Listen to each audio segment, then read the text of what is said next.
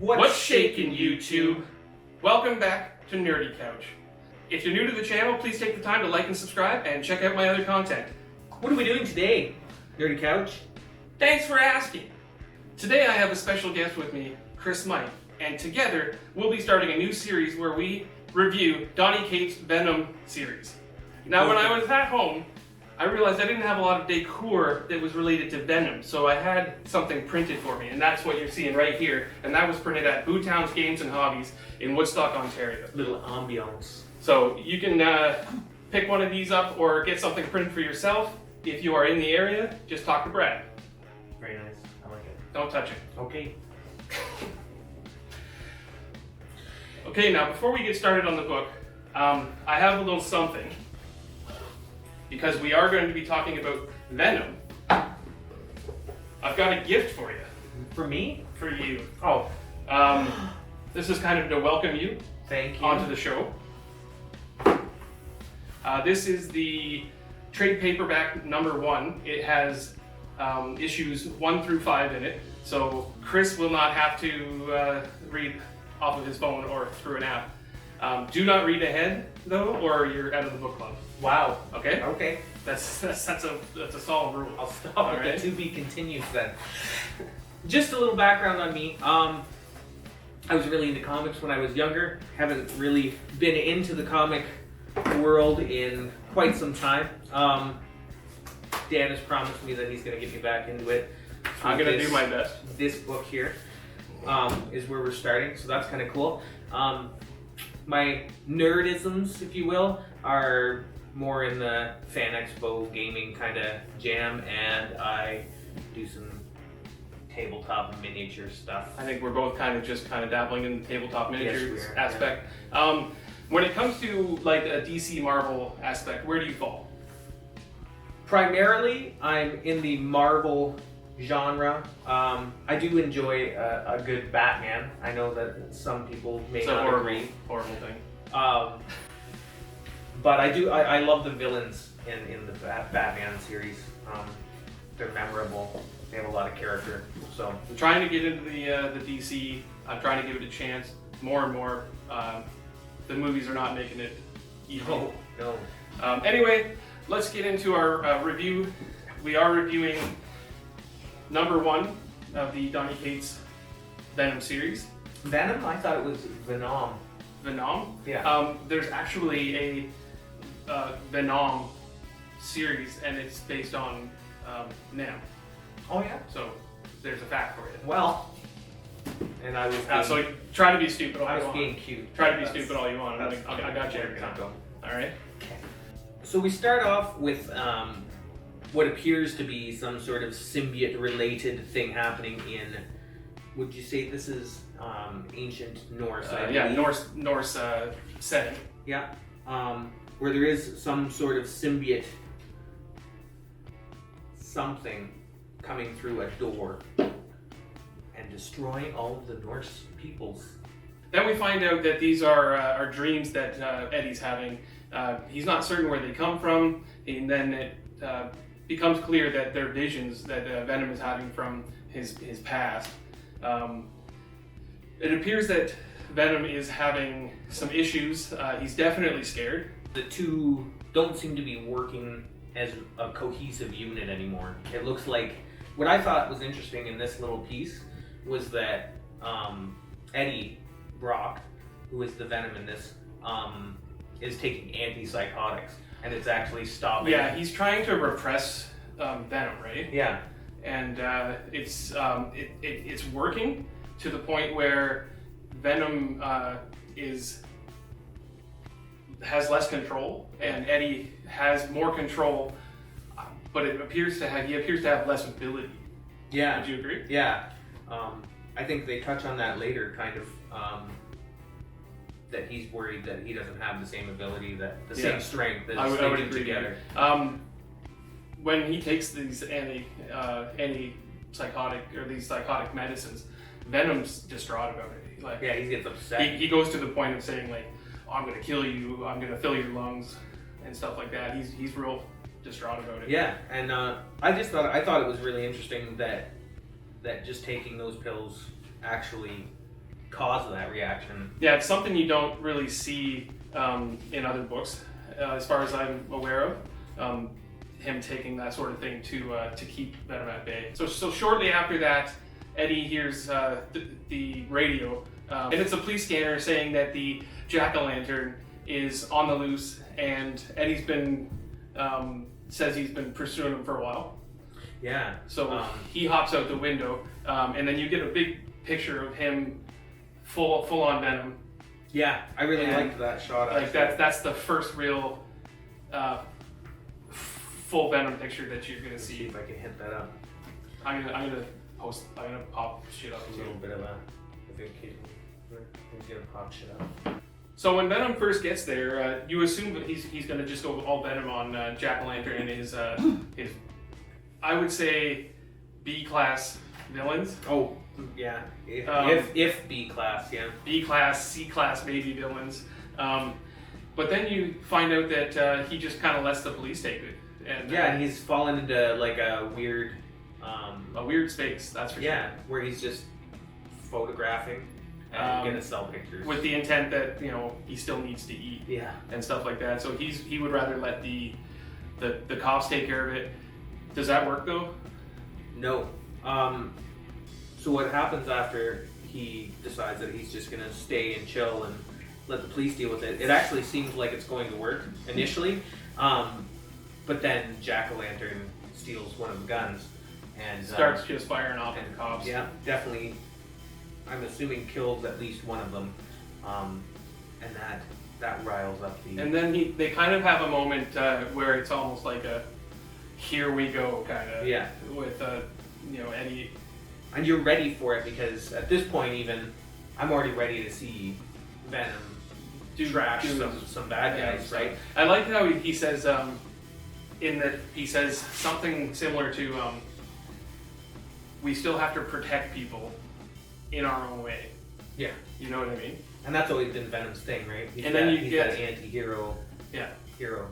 So Venom does what Venom does, and he takes out these guys, and he's got Jack-o'-lantern on the run, and you see this silhouette of Venom over top of Jack-o'-lantern, and I think that's one of the coolest pictures. With the cracked pumpkin. Yeah. That he's laying in. Yeah. It's a great. And then it turns out that Jack-o'-lantern is a fake Jack-o'-lantern. He just stole it. He had stolen the mask and such. Yeah. So at that point, you're thinking, he's gonna give him a little beating, maybe tie him up or knock him out, throw him back to the cops. But Venom seems to take it a little further than you would think. Yeah, and this is where you're gonna see that Venom's not well. Yeah, he actually takes a finger and starts gouging out Jack-o'-lantern, which is a pretty brutal scene in this. Yeah, blood running through the streets. Pretty interesting. The cops show up and they're ready to fire him down, and then it turns its view to the front end of Venom, and that's when you see this really weird, kind of grotesque, I want to say alien-esque, but he is an alien, essentially. Even more alien. Just a whacked out Venom with the red spider and the spiral on his head. And he loses that smoothness that you get when you're looking at the usual symbiote, and it seems like it's filled with craters and rot. Like he's obviously out of control. Yeah. Really, really great art again, actually. Yeah, that's something that we're going to touch on here in a moment, but we'll get through the story a bit further. Eddie is almost begging Venom to not kill these police officers. Yeah, because they come upon obviously some sort of monster. Yeah. And immediately they're gonna start firing. Obviously, they're gonna fire at him, right? Venom's just out of control, and Eddie is just begging him not to kill. And I'll mention real quickly that Venom's now speaking a foreign language that not even Eddie, nobody understands this language now, right? No, and there's no translations in the book or anything. No, as of this part, there's no translations in the book. He's about to kill the police officers when he gets would you call it a bullet? I don't know. When I saw it, I almost thought it was a strange crystal initially. But he gets it bullseye right into his forehead. Yeah, right there. into the spiral. Conveniently in that circle. Yeah. And then it explodes. And takes Venom nearly off of Eddie. Yes. And then... which I thought was interesting just in and of itself because... Well, I mean, with Venom being vulnerable to fire and stuff like that, it's really not that abnormal, I don't think. But you would have thought the explosion would have knocked him away or something, not just peeled the suit off him. Yeah, I thought it was interesting that it actually knocked the suit off of him instead of just knocking him out of the blast radius kind of thing. Yeah. So we get to a scene where Eddie's woken up and he's tied up into a chair. He's got a blast furnace behind him, and there's ultrasonic music. Yeah, I think it was a low wave even, so that it's just keeping it at bay. Only Venom could hear it at the time, and it's just enough. This stuff's just enough to keep Venom from getting out of control. And then you meet this other character. What was his name? I can't remember his name right now. I'll put it on the screen once I find out. But you find out that he is he was part of an old super soldier. An old super soldier program. Something that happened after the captain's super soldier serum kind of era. Yeah. But they kept that kind of program open and started using symbiotes. I'll mention real quick that when he blew Eddie up and captured Eddie, he thought he was Flash Thompson. Yeah. And he was actually disappointed that it wasn't Flash Thompson. And at one point he says, I was looking for Flash Thompson because I need your help, but you'll have to do. Yeah. So it's kind of cool that they mentioned Flash, kind of a throwback there. I think it's worth mentioning that this guy, after seemingly losing his symbiote, unlike his comrades, became a full agent of S.H.I.E.L.D. Yeah, he became an agent of S.H.I.E.L.D. and then I believe this takes point after S.H.I.E.L.D. is disbanded. Yeah, he does mention that there's the downfall of S.H.I.E.L.D. has already happened and he's moved on in some way. Which spawns his need for Venom because his comrades who still have the symbiote on them are being transported, was it? To one of the those sites that they... facilities where they'll be disposed of. Yeah. Right? Yeah. He's looking for help from another symbiote user, in essence, to rescue his I would say that. his fellows. So the next scene, you see them in the tunnel with the transports coming towards them. Eddie has a quick dispute, would you say, whether they're innocent or guilty men. Yeah, they kind of have a little bit of a talk, and it seems like they're getting along better, actually, at this point. Yeah, they seem to be functioning at this point. Venom seems to be a little bit better. They actually have a quick discussion about what was different then and what's different now and why are things working now. And the drivers of the trucks happen to just say, let's run down this bum because they think it's just some random homeless. And then I think it's cool that they both kind of agree at that point that and they kind of go, bad men, and then it's kind of like game on, right? Yeah. So this is the next point that I got really excited because I'm like ready for. I'm itching for some Venom. You're pumped now for that big Venom fight. Yeah. So this is a really good. What is this? A center page probably in the first book. I would imagine it's the center page. Yeah. Really great picture of Venom, like. Kind of football spearing that truck, and it's just totals it, and the men are flying over and stuff like that. Amazing artwork here. Beautiful. Yeah, I really enjoyed the scene because now you know what's coming and the battle's gonna start. You're finally getting to see that Venom fight that you wanted to see in this book. So after that, trucks exploding. There's explosions. There's men coming. Now there's fire everywhere. Fire all over. I think Venom and Eddie both agree that they've got to wrap this up quickly. Yeah, because the fire is spreading. They're in a tunnel. Need to get out of there. Yeah. So they peel off the back of the truck that's apparently holding the symbiotes. Yeah. And they find?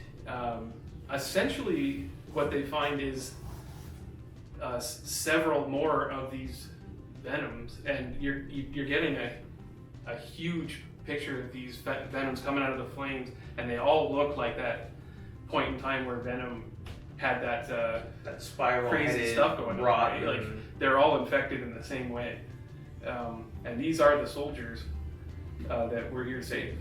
And then we hit a point where those Venom or symbiote suits are speaking that language. They're speaking that language that you can't really understand, and Venom flies off of Eddie. Yeah, Venom. He runs almost. Is Venom scared at this point? I feel like he is, and he's using the language that those other suits are using. Yes, he is. But he's more in control of himself at the moment, to the point where he's not freaking out, but he doesn't mean to do what he does. No, he even says that they forced him off. Like, yeah. He didn't want to go, but they forced him. At this point, one of the symbiotes manages to stab Eddie right up through the chest, and he puts him down, and he's dying. Yeah, he's just straight up dying. Venom symbiote doesn't seem to be able to reattach itself. Mm-hmm. It's just kind of curling around. Yeah, I would agree with you. At this point, is something happening to the other symbiotes? Yeah, some sort of blue light encompasses them and peels them off of all of their... And he says at one point, he says there's something else in there. Yeah, and they get peeled off of those soldiers, and all that's left of those soldiers are husks. The corpses, right? Yeah, and you're kind of left wondering, well, A, where did they go, and B, why isn't Venom himself being sucked into whatever it is that those suits were sucked into? Just after that, you see Venom trying to get back to Eddie, and he says, in short term, I can heal you. I'm sorry. I didn't mean to do that. I can heal you, right? But he still doesn't seem to be attaching back. No, he doesn't seem to be able to function properly. Right. Eddie's asking after that about that language, and he questions the Venom suit about what they were saying, and he's reluctant, and he can't. He says something about not speaking that language. Oh, like it's a dead language. What he says is it's a dead language. For millions of years, yeah. I think he actually says, which really puts into perspective how old the symbiotes are. Yeah. And then he just speaks the one word that these creatures keep speaking. And this is, I think, in the book where you really get a sense of what's to come. Yeah. And like this panel, it's a full page panel, and he says what they're saying is God. God essentially is coming. And God. then you get this full panel with some sort of God is coming. Winged creature in the sky, and thunder and lightning ripping through it over the Manhattan skyline. Yeah, and it's got this big kaboom through it, thunder and lightning. What a great page. Yeah, I love this page. As far as the book itself goes, not a lot really happens. No, you're left. It's quick.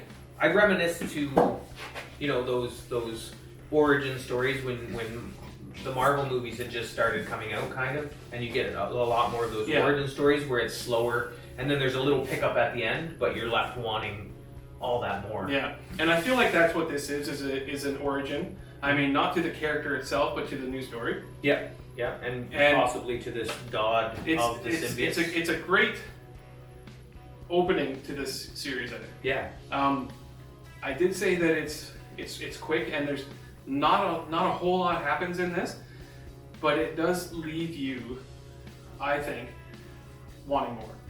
Yeah, I'm definitely interested in what's to come. Like, what is this god? What is this winged creature that was in the sky? Is that some sort of crazy winged symbiote? What sort of thing is happening to Venom? Right? And is he going to be able to come back and actually fight this thing? Because, I mean... Be useful. It obviously has some sort of control over him. Yeah. Anyways, I enjoyed this book.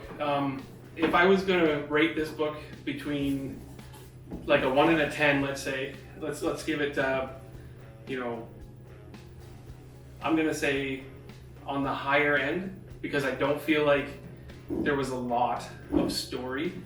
I'm gonna go about 7. You feel like there was a lot of story? I feel like there was a lot of story. I don't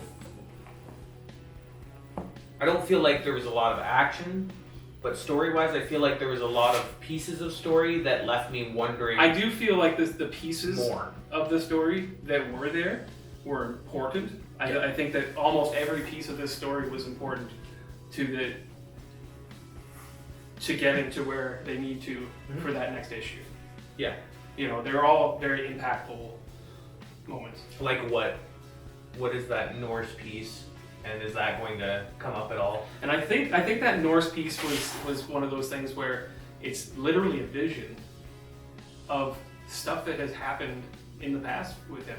Yeah, so maybe you know, there's also in that Norse vision, there's a bunch of like almost like symbiotic goo that's all leading somewhere. Yeah. Right? Yeah, and then I mean the Norse guys are being sucked out of whatever their keep is through that door. Yeah, so whether that comes more into play or not. Which makes me curious too, because you know, you're continuously, you think of Venom as coming from space, from spaceship and etc. From Clintar. Right? Right.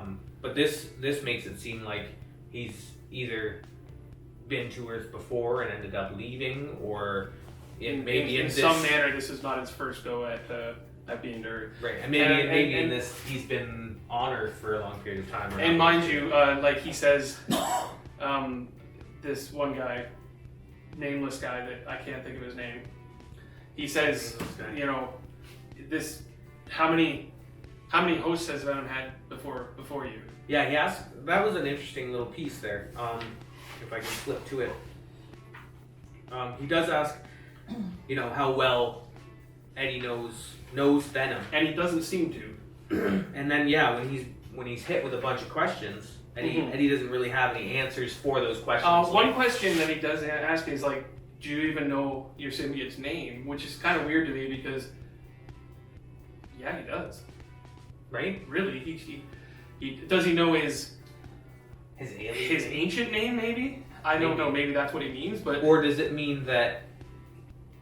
Could it be that Venom is the merge of Eddie and whatever the suit's name is? You know what I mean? Like maybe the suit has its own name. I don't know. There's Eddie, and together they're Venom. Yes, but he was still Venom when he was with Thompson. Yeah, that's true. That's true. So I think Venom's Venom. I think he's asking for an ancient name at that point. Could be. But it does appear that Eddie questions his compatibility almost. Yeah. With Venom at that point. Yeah, because he's stuttering. He doesn't really know what he knows about Venom at this point. He says you don't even know what your symbiote can do. Yeah. Oh, and I thought it was kind of neat that this guy. It appears like he may have fought in, I don't know, by the picture I would think Vietnam or something similar, and they were mercenaries pretty much. And still looks. He mentions the fact that he didn't age. Yeah. Through the time that he's wearing the symbiote, so it's possible that the symbiotes cause some sort of immortality with their host even. Well, I mean, they obviously have the healing power. Yeah. So that's a big possibility. Well, because I mean, if you look at stories like Wolverine's story, where his age is almost indeterminable because his healing of his cells is so rapid that he just lives forever. Anyway, we're gonna wrap this up. All in all, what would you give this book? Out of 1 to 10. Out of my so Venom's one of my all-time favorites from when I was a kid.